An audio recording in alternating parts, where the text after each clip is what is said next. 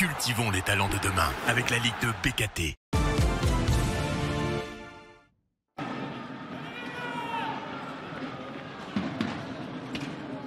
Laval et Montpellier ne se sont plus affrontés depuis 2016 et un succès des Payadins 2-0 en Coupe de la Ligue. À l'époque, Olivier Frappoli n'était pas encore sur le banc des tangos, mais la rencontre a tout de même un air de revanche.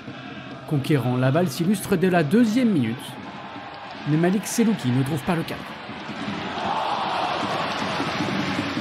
Sa tentative fait ressurgir les difficultés offensives de son équipe, avec une faible moyenne d'un but inscrit par match.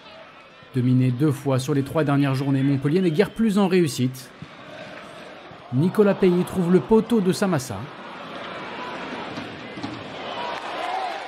Zoumana Camara fait le choix de laisser TJ Savanier sur le banc et recherche le bon équilibre.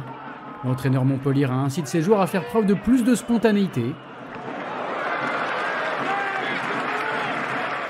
Comme sur cette frappe d'Everson, repoussée par Samassa. Les Montpelliérains multiplient les opportunités et se font de plus en plus insistants. Malgré un faible taux de 2,3 tirs cadrés par match en moyenne, ils parviennent à ouvrir le score grâce à l'inévitable Alexandre Mendy à la 26e minute.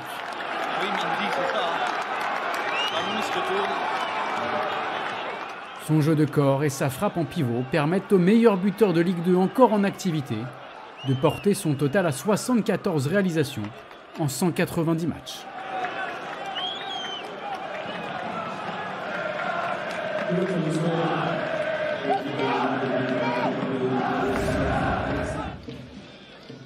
Les hostilités redémarrent sur les mêmes bases qu'en première période. Laval a l'opportunité de faire chavirer Francis Lebasser. Simon s'y oppose d'un super arrêt réflexe.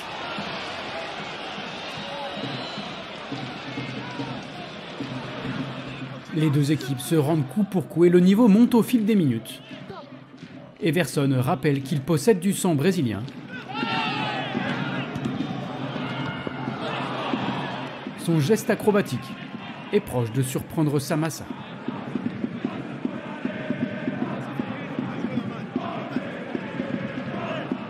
Laval n'a plus le choix et se rue vers l'attaque pour éviter une 3e défaite de rang.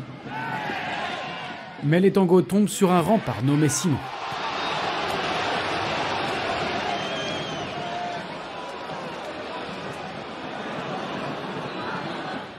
Entré en jeu un peu plus tôt, Savani est proche d'offrir une passe décisive en toute fin de match.